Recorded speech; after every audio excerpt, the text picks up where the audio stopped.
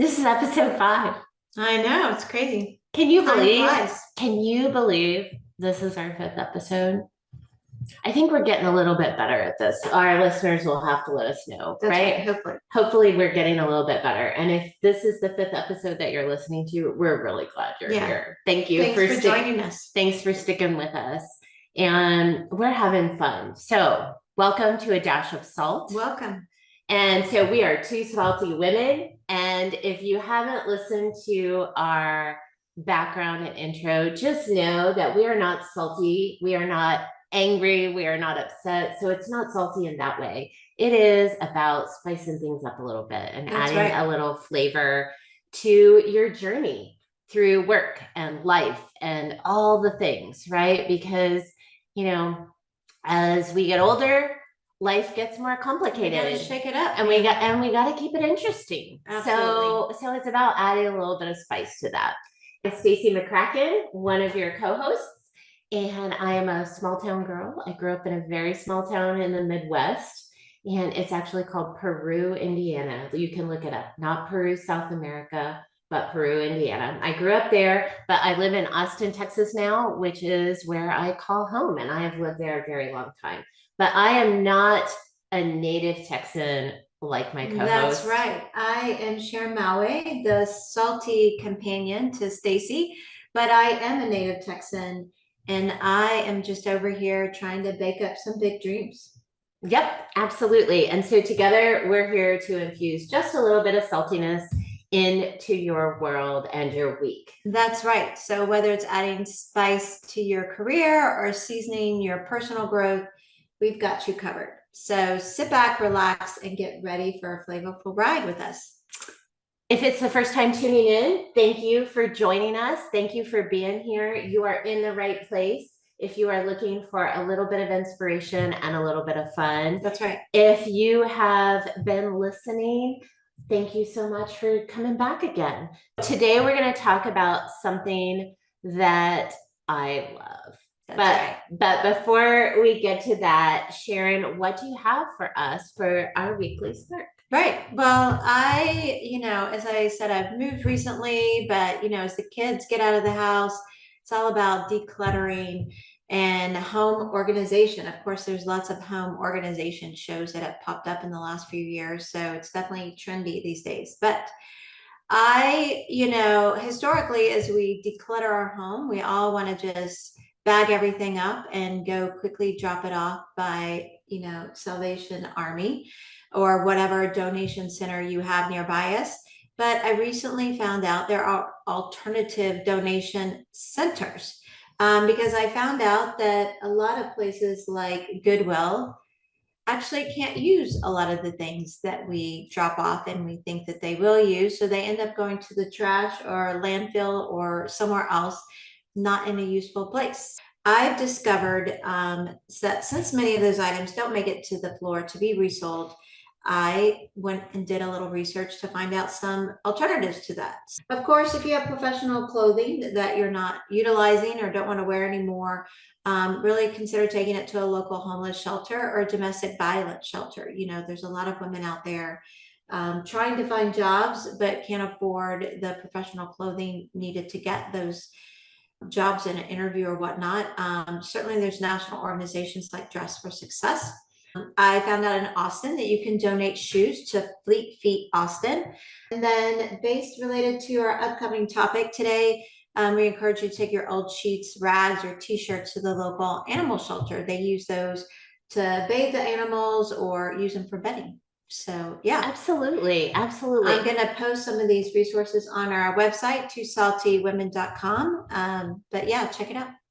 Awesome. Thank you for that. I love, I think that taking things to the homeless shelter, the domestic violence shelter is just such an important thing. Because yes, it is much quicker to just go drop it off at Goodwill, but you're absolutely right. There's so many things that end up there that they can't use. And honestly, this whole idea of taking things to the animal shelter or to places that rescue animals is just really important. We are talking about furry friends today. Awesome. And so I am a dog lover. I'm actually an animal lover. I just love animals, but I grew up with a dog. Sharon, did you grow up with any animals? I did. We had dogs at my house. I had two dogs in my childhood lifetime, Misty and Sucks. Yeah, I loved them a lot. You know, I never got that pet hamster that I asked the Easter Bunny for every year. None of those Relentlessly, parents. I asked the Easter Bunny for a pet hamster. That never worked out. But I did have Jacques growing up. So that's a very sophisticated name for a dog for a little There you girl. But Jacques was, he was older than me. He actually came to my family before I was even born. Wow. And so he lived a very long time. He actually was part of my life up through high school, like up until high school. And so, and now we had, you know, in my married life, in my adult life, we had a yellow lab named Sandy. Yeah. And she was amazing. And she lived a nice, long, full life. And currently we have a husky in our life. So, and we're going to talk a little bit about huskies because he is special. He is 4. He is full of energy. His name is Jaxon. And I have to tell you that all of the dogs hold a special place in my heart. But if you ask my husband, it's Jaxon. Like, he's my favorite. And so why are we talking about pets? Right. Right. And so why are they worth our time? Why are we talking about them? You know, and that's really what I want to focus on today. It's not necessarily about everybody should have a dog because I don't think everybody should have a dog. Okay. But there's a value they bring into our lives. One is social interaction. Yeah. Right. And we have spent a lot of time in several of our episodes, right, talking about the importance of connection. Yes. Right. So our networking episode, we talked about connecting, right, and reframing that idea of networking to building connections. Yes. And then we talked about hobbies and how hobbies are a great way to build relationships. Right. And actually to stress relieve and all of those kinds of things.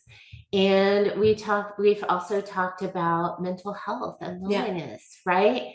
And so Furry Friends has a place in there because having a dog, there's actually research that they've done now that dogs can actually detect like when you're sad or when you're blue, or they can detect your mood and they can, I see. And so they can really sort of help you, right, in those ways. But for me, and the thing I've noticed about social connections is that having a dog, especially a handsome dog like Jaxon, we meet a lot of people. So when I'm walking the dog around the block, people I've never met before, drivers, you know, neighbors that live in a different part of the neighborhood will comment on my dog or will introduce themselves. Little people will go, can I pet your dog? Can I pet your dog?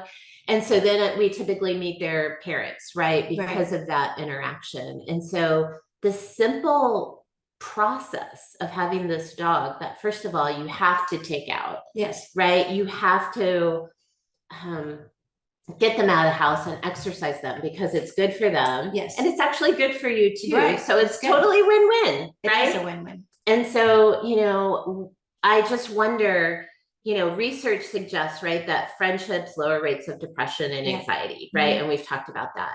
And so dog owners are really likely to meet new people. Absolutely. That's why I think furry friends are really important. And I've shared this with you, Sharon, but you know, during the pandemic, we had a group of people who got together, and I may have mentioned it in our mental health episode as well. But this community of people still gets together with their dogs. Nice. We invite people in.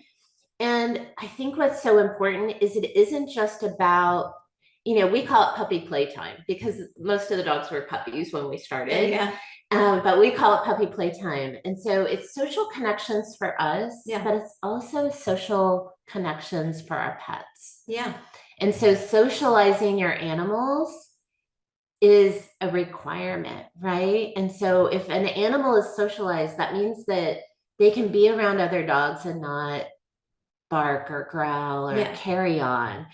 And so one of the things we've discovered, right, is we'll invite people with puppies to come in, and even some of the dog owners have gotten new puppies, and they bring them to puppy playtime so that they can become socialized. Interesting. Yeah. And so anyway, I just think it's super important. That's point one. So, I notice you walk in your neighborhood. Have you noticed any folks with dogs out walking? Or there's a lot of people that walk in my neighborhood, in my area, but I've only seen just one or two pet owners walking their dogs with them. So primarily they either walk solo or as a couple without animals. So without animals. Interesting. Yeah. But I have cows out here. I was just getting ready to say, I'm pretty sure I saw a llama or some weird alpaca thing we have at the end of your road. Chickens on some of my neighbors are raising chickens. Of course, I live in a very big horse community. So there's a lot of houses out here. They own horses. So they either do that to go to the local rodeo, being that we are in Texas.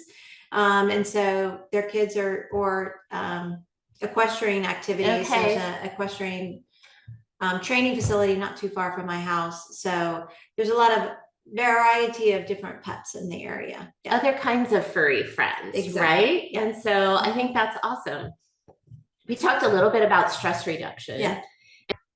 My morning routine has shifted to be not just how it reduces stress for me, but also how to support my husky. And so I make time for a morning walk. So, the first thing I do when I get up, I drink some water, but then it's time for actually Jaxon snuggles on the couch for about 3 minutes, but then he's ready to go for a walk. Yeah. And the beautiful thing to me about that is it totally gets me out in the sunshine. And so even if I get up, you throwing things at me? I am.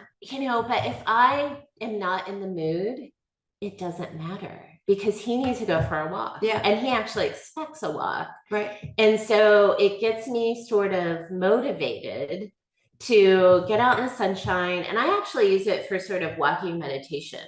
He's sniffing and enjoying his walk, which they actually say that sniff walks are good for dogs because it stimulates their brain. Just the whole idea of taking in new smells and new senses, it stimulates their brain and they process it, and it's actually healthy for dogs.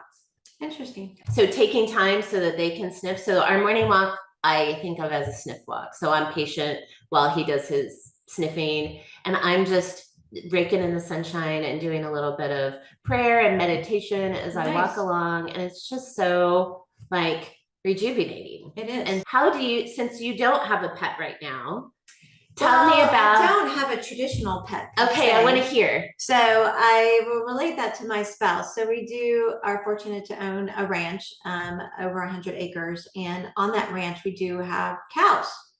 While we have 2 cows right now, and then several other cows being that use our land from another farmer in the area.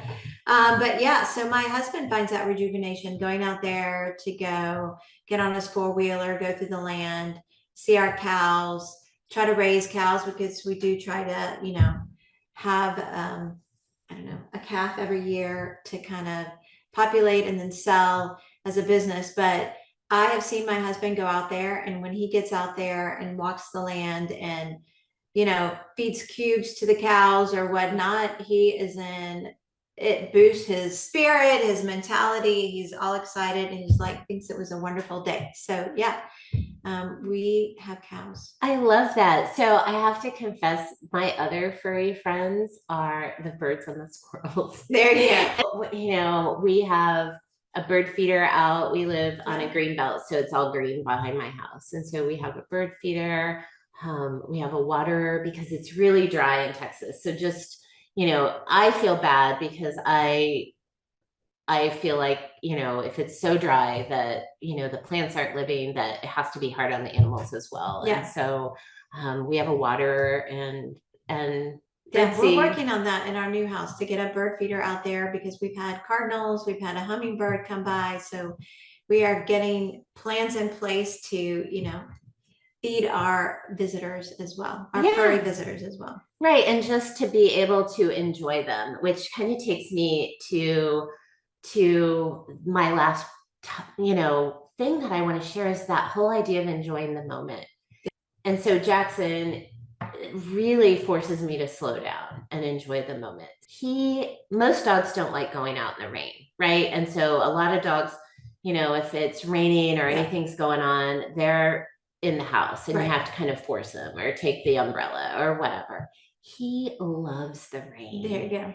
I thought, oh my gosh. So when it's raining, he still wants to go for a walk. He wants to go for a longer walk.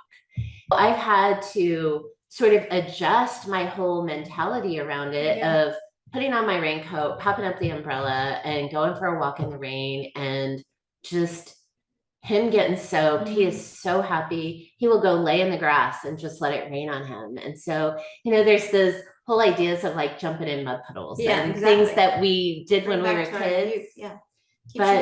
But I think that just taking a moment, right? Whether it's going out to the ranch to feed the cows or, sitting on the deck and watching the birds fly in.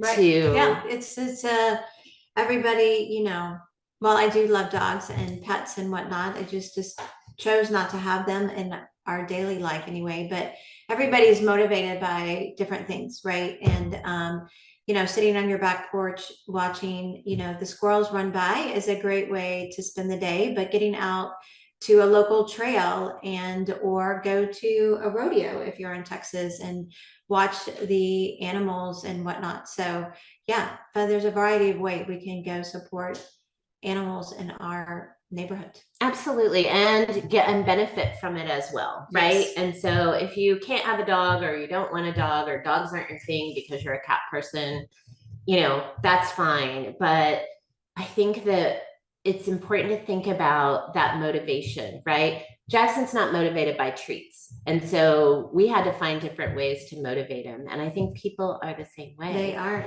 Right. And in business, right, you can't always motivate all of your team members the same way. Right. Not everybody is looking for, in fact, there's a lot to suggest in Gallup, right, that it isn't money that motivates people. Right. It is their manager, it is their relationships. Maybe it's that there's a book called The 5 Love Languages, right? And it's the things that motivate people might just be a simple thank you, right, or a hug or something else, right, or a cuddle with your dog, exactly. And so I think that while we've talked a lot about dogs, right, I think that the lessons of, I think we can learn a lot, right, from how we navigate that. For, people also need to be motivated. They need to be treated well. Yeah. Right. Yeah. They need social interaction, right, to be happy and healthy and fruitful. Dogs need the same thing that people need. And so, I want to encourage you to think about, if you have a dog, great. Make sure that you are investing the time so that they are energetic and healthy and all of those things, right? Yeah. But also, if you don't have a pet, just be thinking about what motivates you, right? What can de-stress you? What things? Think about your team, right? If you are a leader of people, I think it is so important right now, like now more than ever, to think about how to serve them well and support them well. Yeah. So that's my deal. All right, thanks, Stacy, for sharing your tips about your favorite companion these days. Yeah, absolutely. What's in Salt's Kitchen today? Yeah, well, I figured we keep talking about Salt's Kitchen, but we haven't talked about any recipes yet, so I figured it was time. So I don't know if you remember, a couple of years ago there was the big trend on social media about the baked feta pasta trend that was on there. I did not know this trend. Put it in a casserole dish, a big block of feta cheese turns into a creamy pasta sauce. when you throw in some cherry tomatoes in your noodles of choice. Okay, I have totally seen that now that you described it. So that was a big trend way back in 2021. So time flies. So I love the current trend that I see on social media is cinnamon rolls, which I'm all about the baked goods. So if you can take a can of cinnamon rolls from the grocery store or your favorite brand, take them up a notch by pouring heavy cream on top of your I've totally done it. Yes, is it good? It is so worth it. It is like you have created a Cinnabon cinnamon roll from a store-bought cinnamon rolls. It is. Yes. So, but if you want to be extra, oh my gosh, of course. You can take it up another notch, of course, by mixing up melted butter, brown sugar, vanilla, and a little bit of cinnamon.